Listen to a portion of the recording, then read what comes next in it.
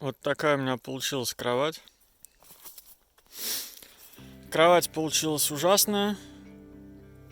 Вот этот конец углом я планировал в тот угол.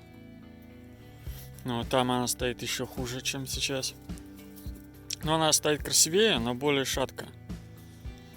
Ужасная шаткая конструкция. Что-то я сделал не так. А может быть, я все сделал не так. Сидеть, конечно, можно, да? Но очень осторожно. Веревки нифига не держат. В итоге я все палочки на гвозди посадил.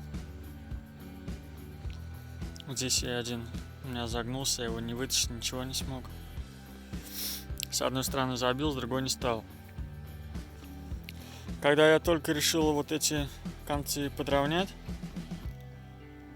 пилой сабельной, у меня вся конструкция пошла к чертям.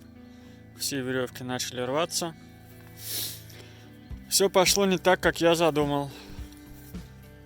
Так что приду в следующий раз. В этот раз я очень много времени потратил на эту кровать. Очень много времени потратил. Ужасно много.